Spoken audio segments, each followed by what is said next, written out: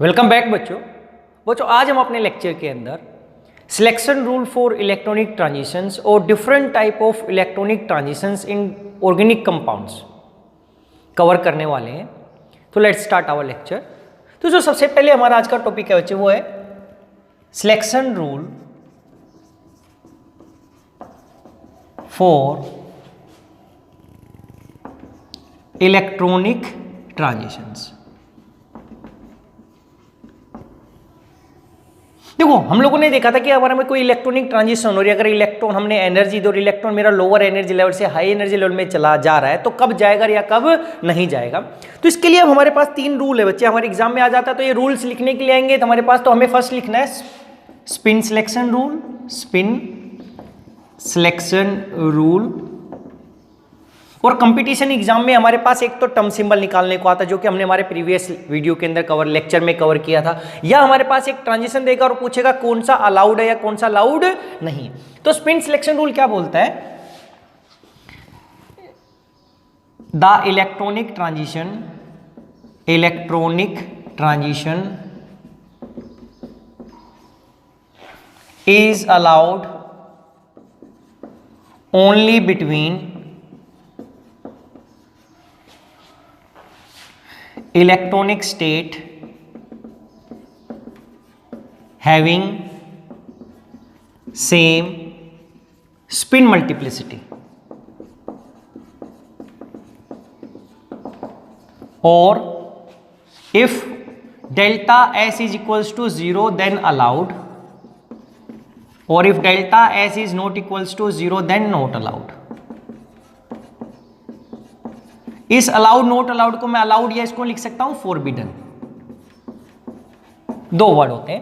क्या हुआ कि जो हमारे पास जो हमने निकाला था 2s+1 की वैल्यू अगर वो 1 है तो अगर मैं बोलता हूं कि इस 1 को हमने बोला था सिंगलेट स्टेट, अगर ये 2s+1 की वैल्यू आ गई हमारे पास 3 तो इसको बोला था ट्रिपलेट स्टेट। तो ये सिंगलेट से सिंगलेट अलाउड होता है और ये ट्रिपलेट से ट्रिपलेट अलाउड होगा। अगर हमने बोल दिया इस तरीके से कि मेरे पास अगर 3 वैल्यू है तो 3 से 3 वाली में अलाउड होगा, 1 से 1 वाली में होगा, लेकिन सिंगलेट से ट्रिपलेट ये अलाउड नहीं होगा या सिंगलेट से डबलेट अलाउड नहीं होगा। ये फर्स्ट सिलेक्शन रूल है। अगर delta is equals to 0 then allowed होगी वो ट्रांजिशन, अदरवाइज वो नहीं हो। Second rule is orbital angular momentum quantum number rule. देखो ये orbital angular momentum quantum number rule क्या बोलते हैं कि the electronic transitions are allowed, the electronic transitions are allowed in which delta, ये change in delta should be equals to 0 और ±1। यानी कि अगर ये डेल्टा चेंज इसमें एल की value orbital angular momentum quantum number अगर 0 है या +-1 है तो ये अलाउड है। कैसे बच्चे, देखो हमें पता था इसका जो सिंबल था डेल्टा का, ये क्या था, 0 1 या 2, इसको हम सिंबल दिया सिग्मा, इसको लिखा था पाई, इसको लिखा था डेल्टा। अगर मेरे पास सिग्मा से सिग्मा ट्रांजिशन हो, इसका मतलब यहां पर एल की वैल्यू क्या थी 0, यहां पर क्या थे 0, तो 0 से 0, या इसको मैं ऐसा लिख सकता था, ये ऐसा सिंबल 0 से 0, तो इसका मतलब जो चेंज 0 - 0 0 होगा तो ये अलाउड होगी। अगर मैं सिग्मा से पाई, अगर मैं पाई से पाई ट्रांजिशन करता हूं तो इसमें भी तो इसकी वैल्यू क्या थी 1, इसकी वैल्यू क्या है 1, अरे 1 - 1 कितना हो जाएगा 0, तो ओवरऑल चेंज 0 का अलाउड है। पाई से पाई अलाउड होगा, लेकिन अगर मैं सिग्मा से पाई करता हूं इसके लिए 0, इसके लिए क्या है 1, तो 1 - 0 करूंगा तो 1 - 0 क्या हो गया 1, तो अलाउड हो गया क्योंकि +1 वैल्यू आ गई।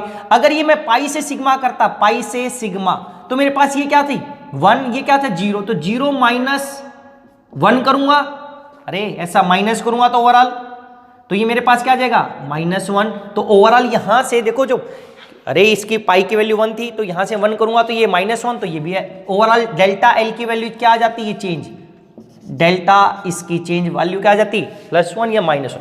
तो ये, लेकिन अगर मैं सिग्मा से डेल्टा पे जाऊंगा तो अलाउड नहीं होगा, या डेल्टा से सिग्मा पे जाऊंगा तो अलाउड नहीं होगा, क्योंकि यहां पर चेंज +2 या -2 का आ गया। लेकिन अगर मैं पाई से डेल पे जाऊंगा तो ये अलाउड होगा, या डेल से पाई पे जाऊंगा तो अलाउड होगा, क्योंकि ओवरऑल चेंज आइदर वो 0 का होना चाहिए चेंज या +-1। तो ये ऐसे कोई ट्रांजिशन आ जाए तो इस सेकंड क्या, orbital angular momentum quantum number. इसके बाद जो हमारा थर्ड रूल है वो थर्ड रूल है पेरिटी सिलेक्शन रूल, या हम लैपोर्टे सिलेक्शन रूल भी बोल देते हैं। Third is parity selection rule, या इसी को बोल दिया लैपोर्टे सिलेक्शन रूल। तो क्या लिखा है, only the electronic transitions are allowed which involve a change in parity। इसका मतलब G से U अलाउड होगा, U से G ट्रांजिशन अलाउड होगी, लेकिन U से U अलाउड नहीं होगा, और ऐसे ही G से G अलाउड नहीं होगी। अगर मैंने लिखा 1 सिग्मा G और यहां से लिख दिया 1 सिग्मा U, या ऐसे ही 1 सिग्मा G से 1 सिग्मा G से, तो देखो G से G अलाउड नहीं होगी, ये अलाउड नहीं होगी, लेकिन G से U अलाउड हो जाएगी। लेकिन फिर इसके साथ हमने दूसरा भी देखना है कि ये इसके अंदर देखो तीनों रूल आ गए। अगर मैं ऐसा लिख सकता 1 सिग्मा G से 3 सिग्मा U तक, तो क्या ये अलाउड होगी ओवरऑल? अब तीनों का सम हो गया हमारे पास, क्यों? क्योंकि G से U अलाउड है, G से G अलाउड नहीं है, G से U अलाउड है। इसके देखो पेरिटी के अकॉर्डिंग हो गया।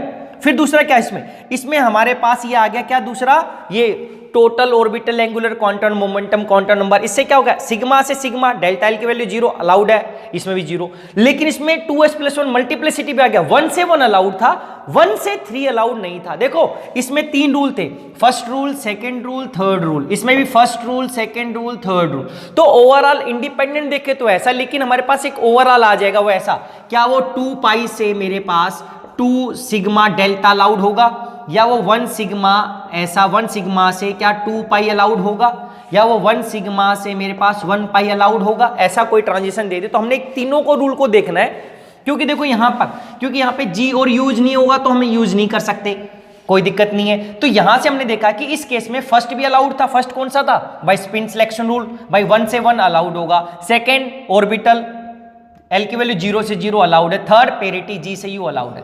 अगर तीनों में से एक भी फेल हो गया, इसमें फर्स्ट रूल तो अलाउड था, सेकंड भी अलाउड था, लेकिन थर्ड फेल हो गया, तो ये नॉट अलाउड ट्रांजिशन है। ऐसे ही इसके अंदर रूल फर्स्ट ही फेल हो गया, सेकंड अलाउड है, थर्ड अलाउड है, तो ओवरऑल ये ट्रांजिशन कैसी होगी, फॉरबिडन। तो ओवरऑल ये ट्रांजिशन कैसी होगी, अलाउड। ओवरऑल ये ट्रांजिशन कैसी होगी, फॉरबिडन।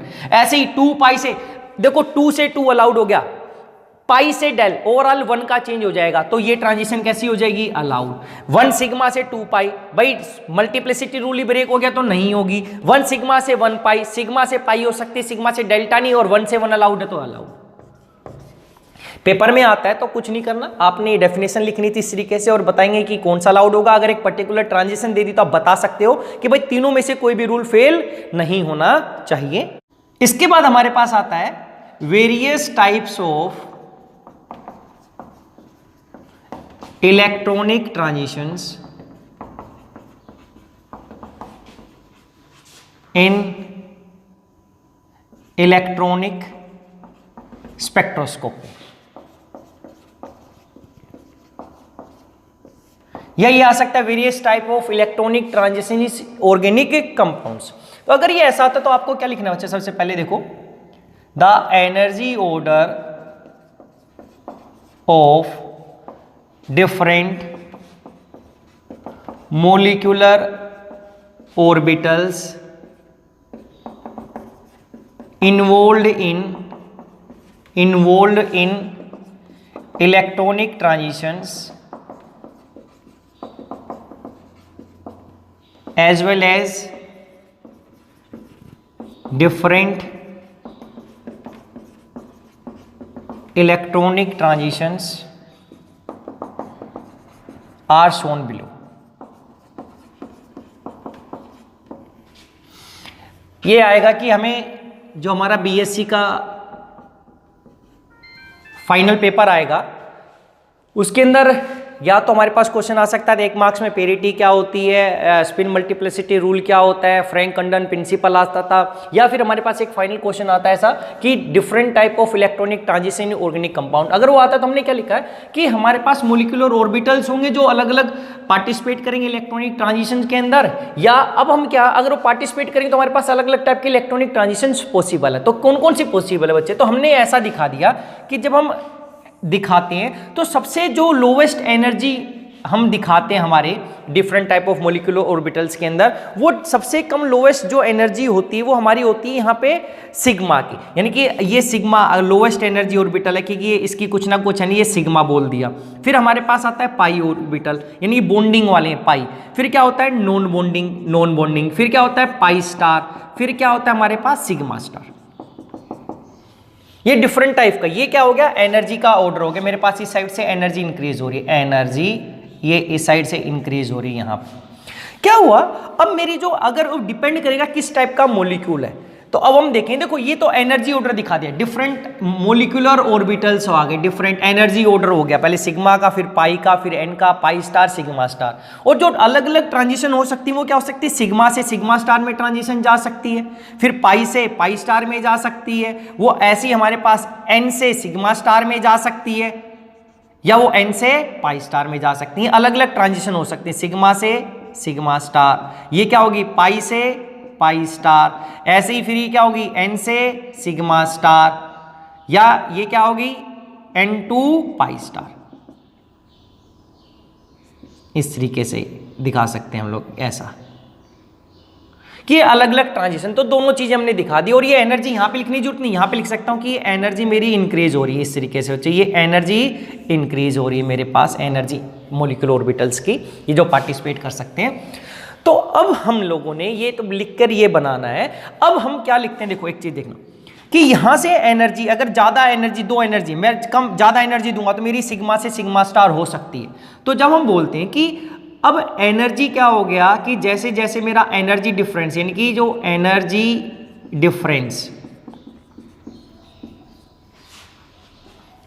अगर ज्यादा होगा, अगर एनर्जी डिफरेंस अगर हाई होगा, तो मेरे को ज्यादा एनर्जी की रिक्वायरमेंट होगी, ज्यादा एनर्जी की। क्या हो गया देखो ऐसा, यहां पे यहां से यहां तक अगर हम देखें तो एनर्जी डिफरेंस कैसा है, डेल्टा ई कैसा होगा, हाई होगा या लार्ज होगा। अगर मैं लिख सकता हूं लार्ज होगा, हमें पता है ई इक्वल्स टू क्या होता है H mu, E equals to क्या हो गया डेल्टा ई, डेल्टा लिखो तो एच सी बाई लैम्डा, यानी कि जो वेवलेंथ होगी, अगर एनर्जी डिफरेंस ज्यादा है तो मेरे पास जो वेवलेंथ होगी वो क्या होगी, कम वेवलेंथ वाली रेडिएशन रिक्वायरमेंट होगी।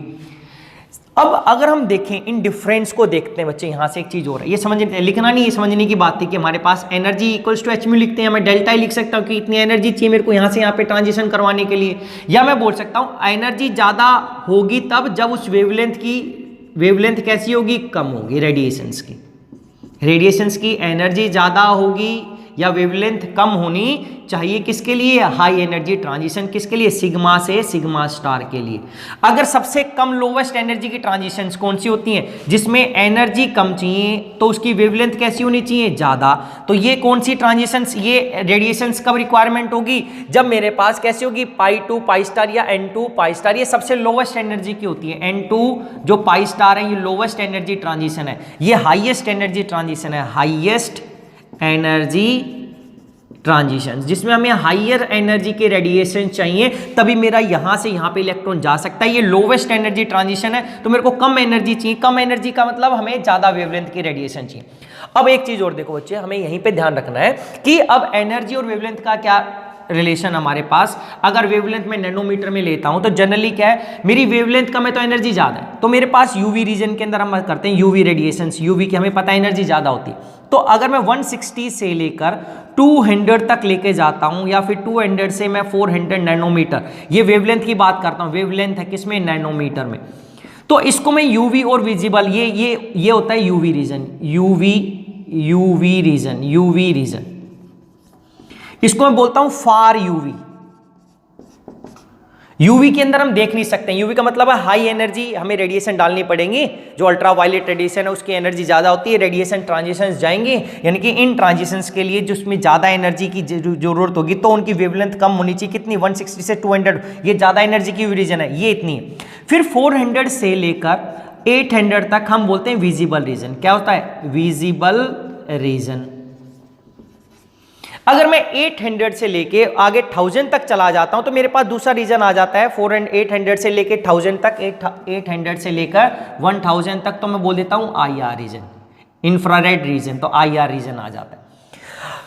तो हमें जो ट्रांजिशन दिखाई देती है, जो कलर दिखाई देता है, हम केवल विजिबल रीजन में ही देख पाते हैं। अगर यूवी में हो रहा तो हम नहीं देख पाते। ट्रांजिशन तो होंगी लेकिन हमें कंपाउंड को कलर नहीं दिखाई देगा, क्योंकि कलर अगर किसी कंपाउंड, जब हम यूवी विजिबल स्पेक्ट्रोस्कोपी पढ़ते हैं तो इसलिए क्योंकि ये रेडिएशन 400 800 ये विजिबल, ये यूवी है, तो यूवी के अंदर भी ट्रांजिशन तो हमें कलर नहीं दिखाई देगा। लेकिन अगर उसकी ट्रांजिशन हमारी विजिबल रीजन के अंदर आ गई तो हमें कलर दिखाई देगा कंपाउंड्स का, तभी देख सकता है जब वो विजिबल रीजन में लाई करेगा। तो अब यहां पर हमें पता चला कि different type of molecular orbital और क्या क्या ट्रांजिशन है, और अब हमें ये पता चल रहा है कि इसका मतलब इनकी वेवलेंथ कम है तो एनर्जी ज्यादा है।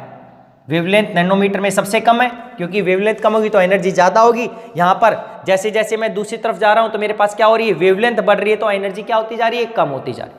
तो ये बना के डायग्राम हम लोगों ने केवल एक ऐसा लिखना है कि first electronic transition which are shown below, क्या होगी? फर्स्ट क्या? Sigma to sigma star transition. तो क्या लिखेंगे? These are highest, these are high energy transition, the high energy transitions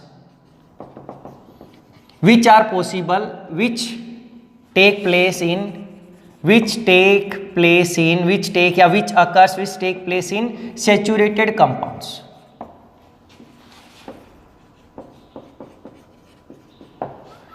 कुछ नहीं कहा था भाई, देखो क्या है, ऐसा ही पॉइंट लिखना है कि भाई ये हाई एनर्जी ट्रांजिशन है, सबसे ज्यादा एनर्जी डिफरेंस सिग्मा से सिग्मा स्टार में चाहिए। किसमें होगा? सैचुरेटेड कंपाउंड्स में। अरे जैसे मीथेन, इथेन, प्रोपेन, जितने भी सैचुरेटेड है, जिसमें कोई अनसैचुरेटेड या हेटेरो एटम ना हो। एक पॉइंट हो गया। सेकेंड पॉइंट क्या लिखेंगे? दे लाई इन फॉर,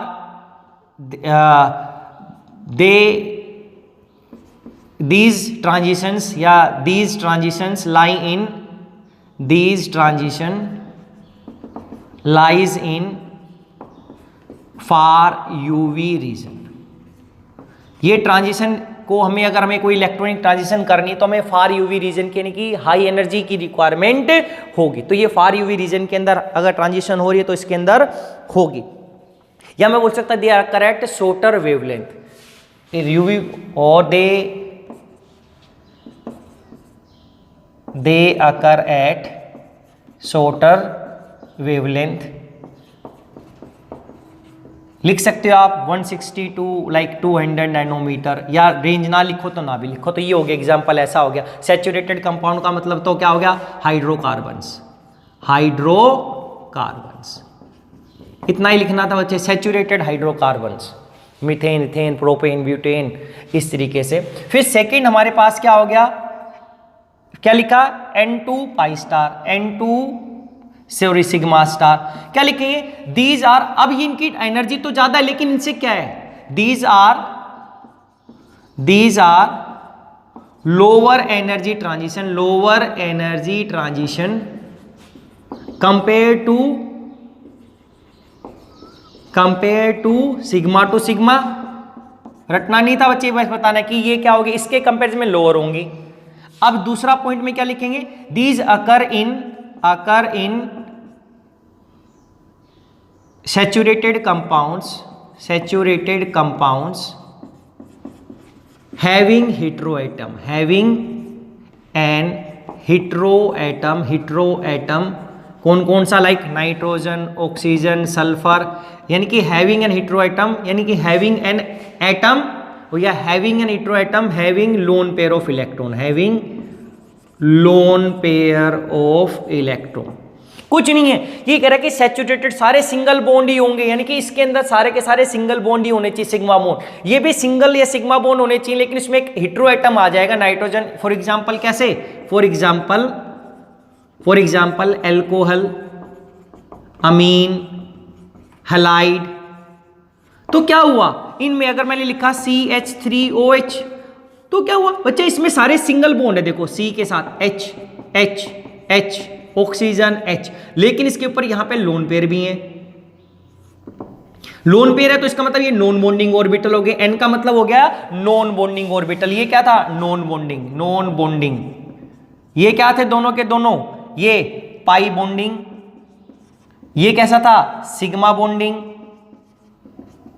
कौन सा था? पाई एंटी बॉन्डिंग, क्योंकि स्टार लगा दिया हम लोगों ने। ये क्या था? Sigma anti bonding. यहां पे ऐसा क्या हो गया? तो कह रहा है कि नोस, क्योंकि हमें पता है कि इसका सिग्मा फील्ड होगा, लेकिन जो सिग्मा स्टार होता है वो ऑलवेज एम्प्टी रहेगा। तो यहां पर एक ट्रांजिशन हो सकती है। यहां पे दो पॉसिबल थी, सिग्मा से सिग्मा भी जा सकता है और यहां पर N2 सिग्मा स्टार भी हो सकती है, क्योंकि यहां पर सिग्मा स्टार तो एम्प्टी है, सिग्मा फील्ड है और इसके पास नॉन बॉन्डिंग इलेक्ट्रॉन भी है, नॉन बॉन्डिंग ऑर्बिटल है, क्योंकि यहां पे लोन पेयर इलेक्ट्रॉन, जो लोन पेयर होंगे वो नॉन बॉन्डिंग में प्रेजेंट, तो दोनों अलाउड होंगे। लेकिन क्या हो गया? These transitions also lies in far UV region. तो ये ट्रांजिशन अगर कंपाउंड में हो रही है, इसलिए तभी हमें कलर दिखाई नहीं देता। तो ये दे अकर आल्सो एट शॉर्टर वेवलेंथ, ये भी इसी रीजन में चलेगी। तो अगर पूछा जाए इसमें कौन कौन सी पॉसिबल है, तो होती तो यही है, दोनों की दोनों पॉसिबल है। इसमें केवल सिग्मा से सिग्मा स्टार, अगर मैंने इसी को ऐसा लिख देता CH3 CH2 CH2 CH3, तो इसमें एक ही ट्रांजिशन अलाउड थी, सिग्मा से सिग्मा। इसमें दो पॉसिबल है। फिर हमारे पास थर्ड आ जाता है बच्चे पाई टू पाई स्टार ट्रांजिशंस। ये क्या हो गया? अब पाई ऑर्बिटल कब आता है? जब मेरे पास उसमें अनसैचुरेशन आ जाए, पाई बॉन्ड बन जाए। तो क्या हो गया? These transition take place in compound, these transition take place in compounds, या in this transition take place, these transitions occurs in unsaturated compounds having double bond, triple bond or aromatic compounds. Yeah, these transition occur in unsaturated compounds having double bond, triple bond or aromatic compounds. Yeah, these transition occur in unsaturated alkyne and aromatic compounds. क्यों हो गया बच्चे? अगर आपके पास कोई compound था तो क्या हो गया? These are of lower energy, these are of lower energy, these are of lower energy and occur in UV visible region. ये दोनों में हो सकती है, फार में नहीं। ये 200 से यानी कि 400 के आसपास आ जाए, 350 से लेके 800 तक, तो यहां तक ये इस रीजन तक आ सकती है हमारे पास, ये रीजन इसमें। तो ये आ गया कि पाई टू पाई स्टार की एनर्जी देखो सबसे ज्यादा ये थी, हमें दिखाई नहीं देती, विजिबल हम देख नहीं सकते, होती हैं, ये भी होती हैं, हम देख नहीं पाते। लेकिन पाई टू पाई स्टार ट्रांजिशंस क्या होगी? डबल या ट्रिपल जिस कंपाउंड में होगा उसमें होगा। अनसैचुरेटेड कंपाउंड होंगे, एल्कीन एल्काइन या एरोमेटिक कंपाउंड जिसमें बेंजीन रिंग आ जाए हमारे पास, लेकिन वहां पे कोई लोन पेयर वाला कोई भी हेटेरोएटम नहीं होना चाहिए। These occur in UV visible reason. For example क्या हो गया? फॉर एग्जांपल भाई डबल बॉन्ड क्या हो गया? एल्कीन एल्काइन, ऐसा लिख सकते हैं केवल, कोई भी एल्कीन या एल्काइन से तो उसमें ऐसा होगा।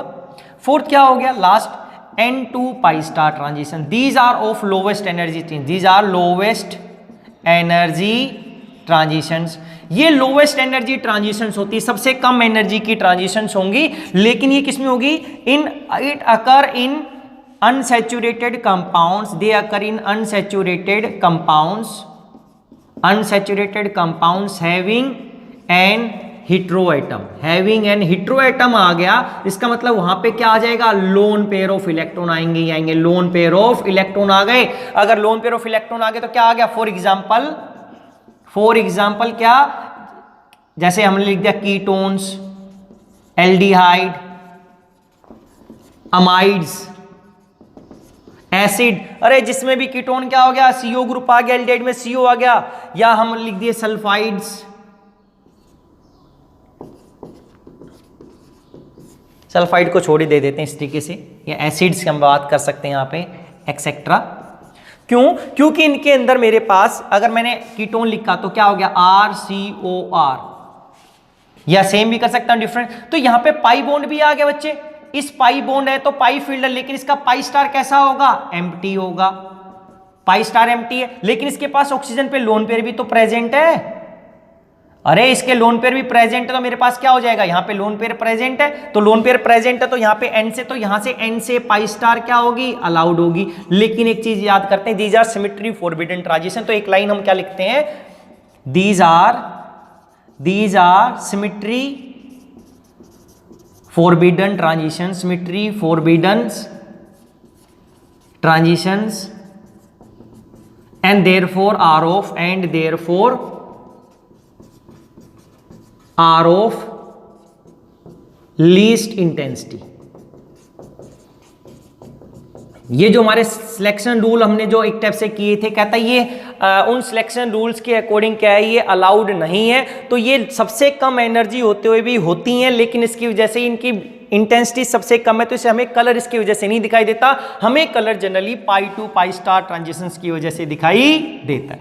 तो यही आपने लिखना कि डिफरेंस भी कर सकते हैं, 4 पॉइंट सभी में लिख है कि भाई एक लेस एनर्जी, एक हाई एनर्जी या मीडियम एनर्जी, दूसरा सैचुरेटेड या अनसैचुरेटेड या हैविंग हेटेरोएटम, दोनों में हो सकता है। फिर एक एक एग्जांपल लिख सकते हैं, किस टाइप का एग्जांपल हमारे पास होगा, या वेवलेंथ आप लिख सकते थे, ये हमारे पास। और कलर जनरली आता है पाई टू पाई स्टार ट्रांजिशन की वजह से, इनकी वजह से ये होती है हमारे पास। अगर एक कीटोन एक एल्डिहाइड लिख दिया तो हमारे पास उसमें सारी ट्रांजिशंस पॉसिबल है, लेकिन जो मैक्सिमम इंटेंसिटी एक कंपाउंड लिख दिया उसने बच्चे आपके लिए, जैसे ऐसा उसने आर का मतलब उसने लिख दिया लाइक एक टाइप से CH3CONH2 अमाइड लिख दिया।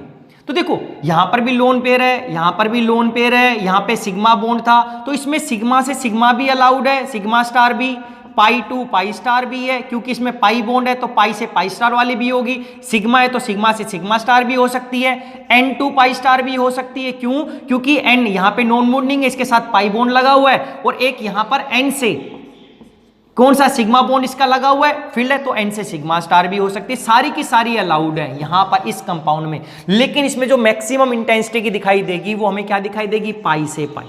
अलाउड सारी होंगी इस कंपाउंड के अंदर, क्योंकि ये सारी पॉसिबिलिटी है, लेकिन हमें जो ऑब्जर्व होगी वो कौन सी होगी, पाई टू पाई स्टार ट्रांजिशन। तो हमारे पास अगर आता है various type of electronic transition, तो हमने एनर्जी ऑर्डर लिखना था, केवल ये बताना था कि ये डिफरेंट इलेक्ट्रॉनिक ट्रांजिशंस पॉसिबल हो सकती हैं। और ये और यहाँ पर हमने देखा कि एनर्जी का और वेवलेंथ का अपोजिट रिलेशन होता है, एनर्जी डिफरेंस ज़्यादा होगा तो हमें कम वेवलेंथ वाली चाहिएगी, अगर हमारे पास एनर्जी डिफरेंस कम है तो हमें ज़्यादा वेवलेंथ की जो रेडिएशंस होगी वो क्या होंगी, रिक्वायरमेंट होगी। तो ये था हमारे पास। अब इसके बाद हमारे पास आता है क्रोमोफोर और एक होता है ऑक्सोक्रोम। देखो क्रोमोफोर क्या होते हैं या क्या फंक्शन, क्या कंपाउंड्स होते हैं, तो हम क्या बोलते हैं बच्चे क्रोमोफोर के लिए, these are isolated functional groups which shows a characteristic absorption band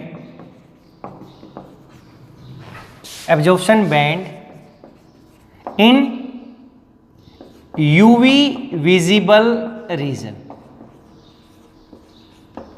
ये जनरली ये विजिबल रीजन में दिखा देते हैं कि हमने क्या बोला कि ये आइसोलेटेड फंक्शनल ग्रुप है या फंक्शनल ग्रुप। आइसोलेट का मतलब ये लिख दिया कि हम अलग से, ये इंडिपेंडेंट अगर ग्रुप है हमारे पास, फॉर एग्जांपल अभी समझ लेते हैं, जैसे nitro group, nitro azo dyes having and double bond and group, azo dyes के अंदर ये ग्रुप होता है। या मैंने बोल दिया acyl group, COCl acyl, acid COOH acid. करिए डिफरेंट ग्रुप अगर लगे, अगर NO2 लगा दिया मैंने, तो इस ये NO2 अपने आप में ग्रुप है, ये एक ग्रुप है ऐसा हमारे पास N2 वाला, ये असाइल COCl ग्रुप है। ये क्या करता है, ये खुद एक, जब हम लाइट डालेंगे तो उसके अंदर से इसके अंदर ट्रांजिशन होगी कौन सी, पाई टू पाई, क्योंकि इसके अंदर पाई बॉन्ड है, तो ये पाई टू पाई स्टार ट्रांजिशन इस कंपाउंड में, इस ग्रुप के अंदर ही हो जाएगी, जिसकी वजह से कलर देता है। और ये कलर, ये क्या हो गया, ये क्या बोला देखो, इसलिए these are functional group which show a characteristic absorption band in UV visible region या इन इलेक्ट्रॉनिक ट्रांजिशन या इलेक्ट्रॉनिक स्पेक्ट्रा। तो अब ये अगर NO2 ग्रुप लगा हुआ है आपने किसी कंपाउंड के साथ CH3 CH3 CH3 CH2 CH2 CH2 CH2 और आखिरी में NO2 लगा दिया, तो NO2 की वजह से एक पीक मिलेगी मेरे को। उसकी पीक का अपनी एक फिक्स वैल्यू हो गई, कितनी एनर्जी के ऑब्जॉर्व करेगा वो पाई 2 पाई स्टार वाली की। तो ये क्या कर दिया, therefore for example therefore nitro groups are generally nitro groups compounds या नाइट्रो कंपाउंड्स, कि अगर किसी कंपाउंड में नाइट्रो ग्रुप है तो उसको मैं क्या बोल सकता हूं, nitro compounds are yellow in colour. Therefore nitro compounds are yellow in colour. तो ये ट्रांजिशन इस ग्रुप के अंदर ही होगी, इस फंक्शनल ग्रुप में होगी, उस ट्रांजिशन की वजह से हमें कलर दिखाई देगा कंपाउंड का।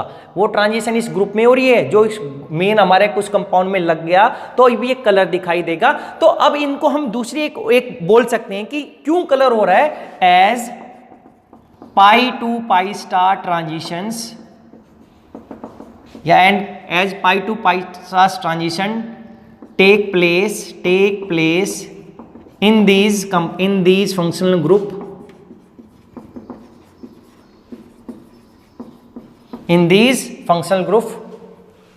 due to which color appeared,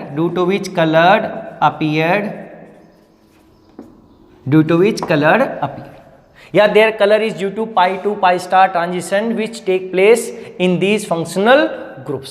तो ये आपको क्रोमोफोर पता चलेगा, एक ग्रुप होता है जिसके अंदर pi to pi star transitions होती हैं, और ये जो ट्रांजिशंस होती हैं these are of lower energy, and generally these pi to pi star transitions are of lower energy. ज्यादा एनर्जी की नहीं होती है, ज्यादा तो हमारे पास सिग्मा टू सिग्मा स्टार होती थी या N2 सिग्मा स्टार। तो अगर क्रोमोफोर आ जाता है, आपको ये डेफिनेशन लिखनी थी, एग्जांपल लिखना था और बता देना था इस ट्रांजिशन इसकी वजह से ही तो नाइट्रो ग्रुप कैसे होते हैं, येलो इन कलर। इसके बाद आता है ऑक्सोक्रोम। तुम क्या लिखते हैं, दीज आर एटम्स और groups of atoms which does not have a characteristic absorption band in visible spectra। कह रहे कि ये ऐसा एटम और ग्रुप ऑफ एटम है जिसका कोई अपना खुद का एब्जॉर्प्शन बैंड नहीं है, but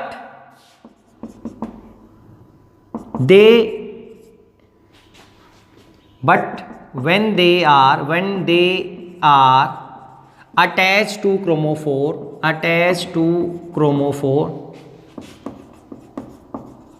they increase the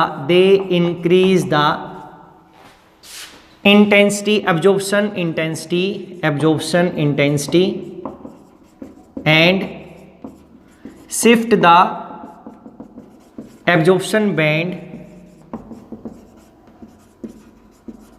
towards lower wavelength due to conjugations of lone pair of electrons present in these atoms or groups with due to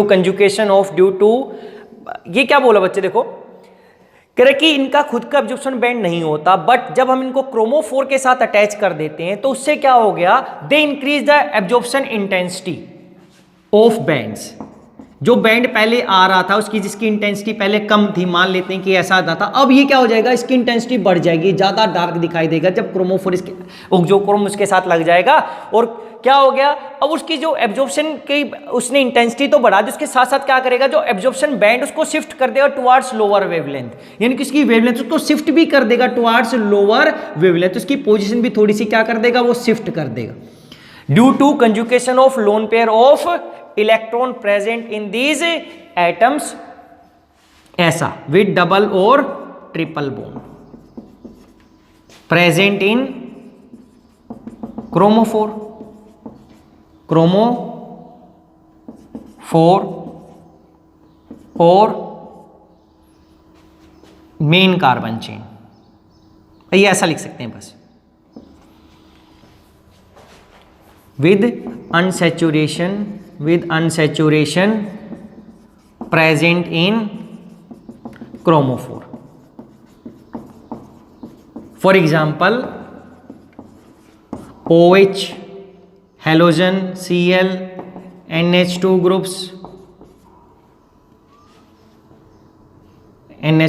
groups, क्या हो गया कि अगर एक बेंजीन है हमारे पास, तो बोलते हैं इसका जो, अगर हम इसकी वेवलेंथ देखते हैं तो इसका जो पीक आती है एब्जॉर्प्शन बैंड वो 225 नैनोमीटर के आसपास हमें मिलता है। लेकिन अगर इसके पास ये बेंजीन के ऊपर में एक NH2 ग्रुप लगा देता हूं तो इसका जो लोन पेयर था ये इसके साथ कंजुकेशन में ऐसा आ जाता है, तो उसकी वजह से मेरे पास जो शिफ्ट हो जाएगा ये क्या हो जाएगा, लाइक 275 नैनोमीटर पे इसका एब्जॉर्प्शन बैंड शिफ्ट हो जाता है। तो ये क्या था, एब्जॉर्प्शन बैंड, ये 225 था तो कितने पे चला गया, नियरली 275 या 280 या 255, एग्जैक्ट वैल्यू देखें तो ये कितना होगा 255 और ये कितना चला जाता है 280, एग्जैक्ट वैल्यू। तो अप्रोक्स वैल्यू भी कर सकते थे। तो इससे हमें पता चला कि क्या, कि जैसे ये ग्रुप लग जाते हैं हमारे क्रोमोफोर या जो अनसैचुरेशन के साथ होगा तो ये उसकी जो वेवलेंथ है उसको इंक्रीज कर देते हैं। वेवलेंथ का मतलब क्या हो गया कि जो हमारा एनर्जी डिफरेंस होगा उन ट्रांजिशंस का, पहले अगर वो π2 π हो रहा था, अगर उसके अंदर पहले इनिशियली वो इतनी दूरी पे π2 π हो रहा था, तो अब वो क्या होगा, कम हो जाएगा हमारे पास। तो ये ट्रांजिशंस की, ये हमारे पास क्या हो गया, कंजुकेशन की वजह से हमारे पास यहाँ पर वेवलेंथ इंक्रीज हो जाएगी और उसकी एब्जॉर्प्शन इंटेंसिटी, वेवलेंथ इंक्रीज हो जाएगी। इसका मतलब है कि जो एब्जॉर्प्शन बैंड है वो हायर वेवलेंथ पे जाएगा और साथ के साथ उसकी जो इंटेंसिटी है वो भी क्या हो जाएगी, इंक्रीज हो जाएगी। तो ये ऑक्सोक्रोम है, ये खुद कलर नहीं देते, लेकिन जब ये क्रोमोफोर के साथ अटैच हो जाते हैं तो उसकी कलर को क्या कर देते हैं, इंक्रीज कर देते हैं। ऐसे ही हमारे पास एक लास्ट इसके अंदर एक और आ जाता है कि एक्सटेंट ऑफ कंजुकेशन। तो एक लास्ट ऐसे ही हमारे पास एक टॉपिक और आ जाता है, ऐसी एक टर्म आ जाती है एक्सटेंट ऑफ कंजुकेशन। तो ये एक्सटेंट ऑफ कंजुकेशन को सिंपल सा हम बोल सकते हैं कि as the conjugation increase,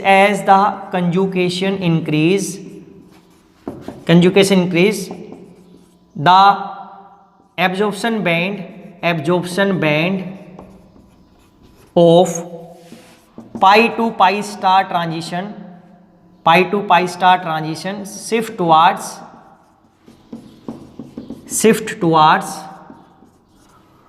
longer wavelength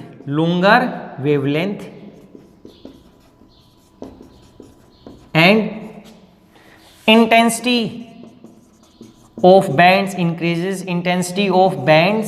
increases, for example beta carotene, इसमें क्या होते हैं, 16 बॉन्ड होते हैं, डबल बॉन्ड्स। कुछ नहीं बोला इसने, बोला कि जैसे जैसे हम एक्सटेंट ऑफ कंजुकेशन इंक्रीज करते हैं बच्चे हमारे पास, तो वैसे वैसे हमारे पास क्या हो जाएगा कि जो पाई इलेक्ट्रॉन होंगे वो डीलोकलाइज हो जाते हैं ज्यादा। तो यहां पे एक और लिख सकता हूं कि as the conjugation the absorption band of π to π star transition shift toward longer wavelength and intensity of band increases due to greater delocalisation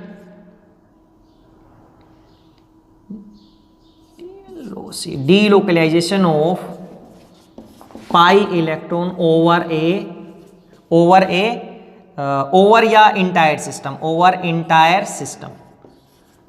या ओवर ए ग्रेटर सिस्टम या स्पेस बोल सकते हैं। तो हम ये इसीलिए जो बीटा कैरोटीन होता है ये हमारे पास रेड कलर होता है, कलर्ड होता है ये हमारे पास कंपाउंड, और ये कंपाउंड कलर हो गया, इसमें केवल पाई बॉन्ड है, इसमें दूसरा कंपाउंड अगर हम ना भी देखें, ग्रुप्स की बात ना करें, तो कहते हैं जो बीटा कैरोटीन है ये कलर्ड हो गया। क्यों हो गया, क्योंकि इसमें जो एक्सटेंट ऑफ कंजुकेशन है वो इंक्रीज हो जाता है कि जो पाई बॉन्ड की वैल्यू अगर हम 2 से 5, 5 से 10, 10 से 15 कर दें तो जो डीलोकलाइजेशन ऑफ इलेक्ट्रॉन था वो इंक्रीज हो गया। उसकी वजह से हमारे पास क्या हो गया बच्चे, जो शिफ्ट एनर्जी डिफरेंस है कम हो जाएगा। जितने ज्यादा पाई होंगे तो हमारे पास जो एब्जॉर्प्शन बैंड होगा वो लॉन्गर वेवलेंथ की तरफ चला जाएगा, हम बोलेंगे उसको कम एनर्जी की तरफ, और हमारे पास इंटेंसिटी ऑफ बैंड क्या हो जाएगी, इंक्रीज हो जाएगी। तो इसलिए हमारे पास क्या होता है, जो बीटा कैरोटीन है जनरली वो 240 से 280 पे देते हैं, और ये जनरली रेड इन कलर होते हैं, ये जनरली रेड, ये भी जनरली येलो इन कलर होते हैं, और इनकी जो अब्जॉर्प्शन बैंड होता है वो नियरली 240 टू 280 नैनोमीटर पे मिलता है। वेवलेंथ इंक्रीज देखो 240 से, तो क्या है, beta carotene are generally colored due to extent of conjugation and they show yellow, they are yellow in color and they show absorption band at nearly 242 या 280 nanometre, या in between 240 to 280 नैनोमीटर।